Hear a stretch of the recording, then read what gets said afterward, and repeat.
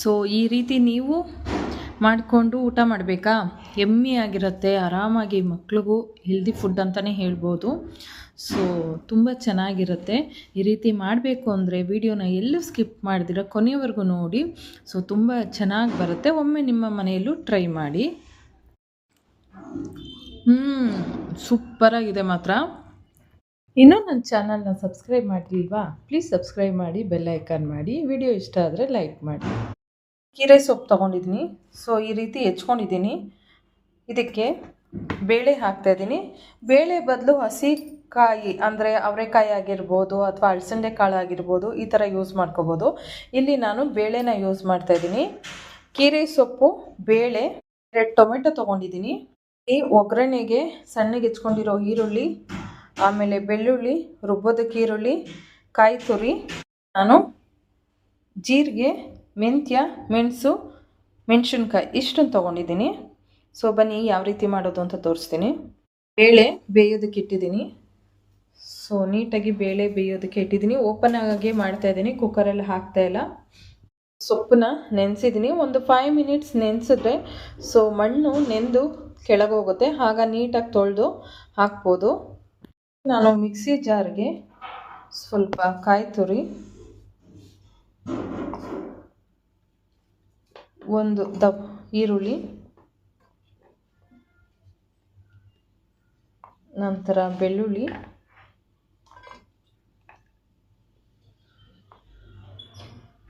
ಇದಕ್ಕೆ ನಾನು ಮೆಣಸಿನ್ಕಾಯಿನೂ ಹಾಕ್ಕೊತಾ ಇದ್ದೀನಿ. ನಾವು ಒಗ್ಗರಣೆ ಅಂದರೆ ಹುರಿದ್ಬಿಟ್ಟಾದರೂ ಹಾಕೋಬೋದು, ಇಲ್ಲ ಹಾಗೆ ಡೈರೆಕ್ಟಾಗಾದರೂ ಹಾಕೋಬೋದು. ಈ ಎಲ್ಲ ಮಿಶ್ರಣನೂ ಹಾಕಿ ರುಬ್ಕೊಂಡು ಬರೋಣ ಬನ್ನಿ. ಇನ್ನುಗೆ ಆ ಮಿಶ್ರಣ ರುಬ್ಕೊಂಡಿದ್ದೀನಿ.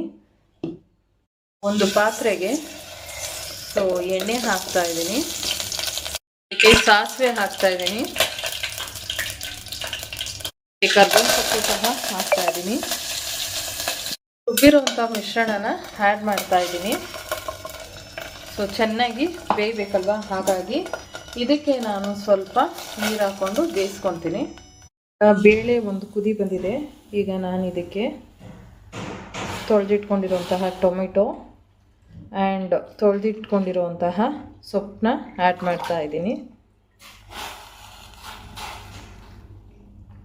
ನೀಟಾಗಿ ಬೇಯಿಸ್ಕೊಳ್ಳೋಣ. ಆದಷ್ಟು ನೀಟಾಗಿ ಸೊಪ್ಪು ತೊಳೆದ್ರೆ ಒಳ್ಳೆಯದು.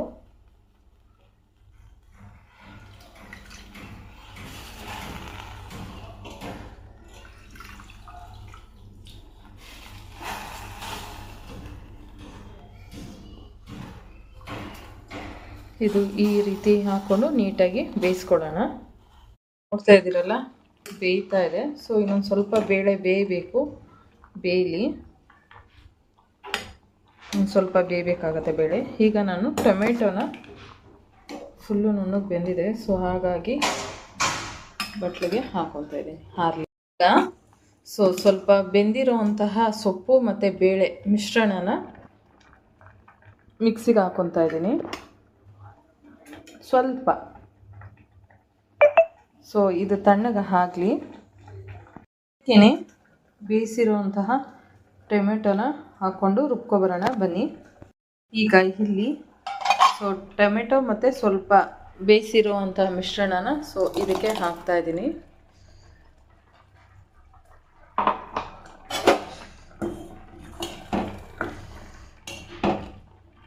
ಈಗ ಬೇಯಿಸಿರುವಂತಹ ಮಿಶ್ರಣನ ಸೊ ನೀರು ಸಪ್ರೇಟು, ಸೊಪ್ಪು ಸಪ್ರೇಟು ಬಸ್ಕೊಳ್ಳೋಣ. ಇದು ಬಸ್ತಿರೋಂತಹ ನೀರನ್ನ ಇದಕ್ಕೆ ಆ್ಯಡ್ ಮಾಡ್ತಾ ಇದ್ದೀನಿ. ಚೆನ್ನಾಗಿ ಇದು ಒಂದು ಕುದಿ ಬರಲಿ. ಸೊ ರುಚಿಗೆ ತಕ್ಕಷ್ಟು ಉಪ್ಪು ಹಾಕೋಣ. ಇದಕ್ಕೆ ಎಷ್ಟು ಬೇಕೋ ಅಷ್ಟು ರುಚಿಗೆ ತಕ್ಕಷ್ಟು ಹಾಕ್ಕೋಬೇಕು. ಇದಕ್ಕೆ ನೋಡಿ ಆಯಿಲ್ ಹಾಕ್ಕೊತಾ ಇದ್ದೀನಿ, ಒಂದು 2 ಸ್ಪೂನ್ ಆಗೋಷ್ಟು. ಸ್ವಲ್ಪ ಸಾಸಿವೆ ಹಾಕ್ತಾ ಇದ್ದೀನಿ,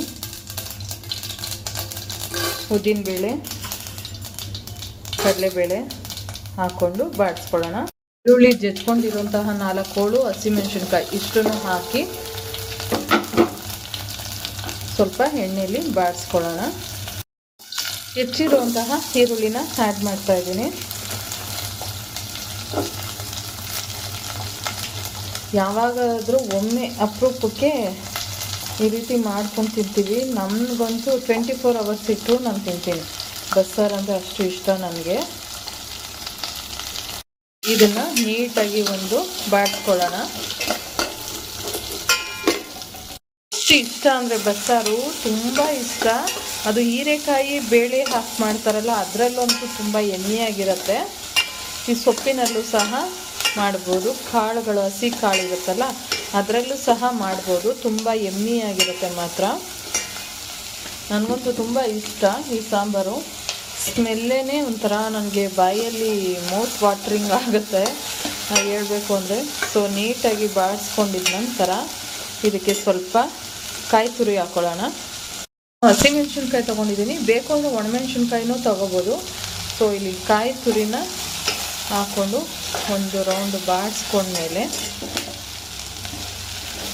ಸೊ ಇದಕ್ಕೆ ಬೇಯಿಸಿ ಇಟ್ಟಿದ್ದಂತಹ ಸೊಪ್ಪನ್ನ ಆ್ಯಡ್ ಮಾಡ್ತಾ ಇದ್ದೀನಿ.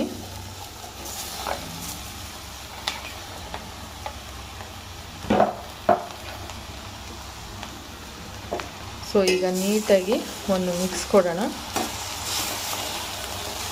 ಬೇಯುವಾಗ ಸ್ವಲ್ಪ ಉಪ್ಪು ಹಾಕಿದೆ. ಸೊ ಈಗ ಇನ್ನು ಒಂದ್ಸಲಿ ಟೇಸ್ಟ್ ನೋಡಿ.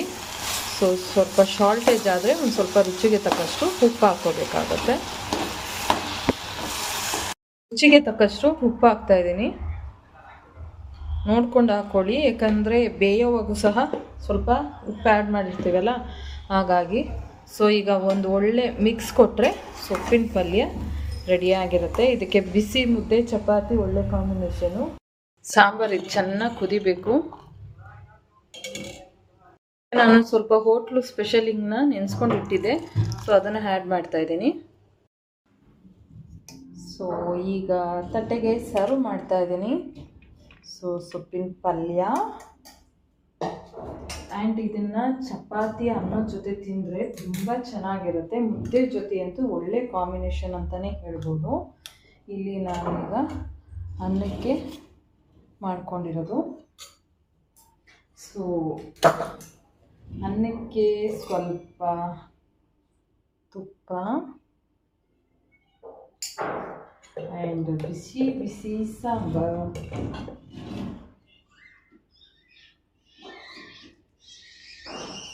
ಎಷ್ಟು ಚೆನ್ನಾಗಿರುತ್ತೆ ಅಂದರೆ ಅಷ್ಟು ತುಂಬ ಚೆನ್ನಾಗಿರುತ್ತೆ.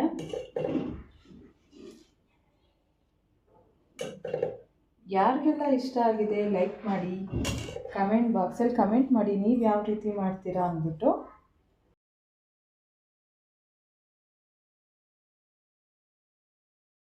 ನೋಡ್ತಾ ಇದ್ದೀರಲ್ಲ ಪಲ್ಯ ಸೊಪ್ಪಿನ ಸಾಂಬಾರು ಯಾವ ರೀತಿ ಮಾಡಿದ್ದೀನಿ ಅಂತ.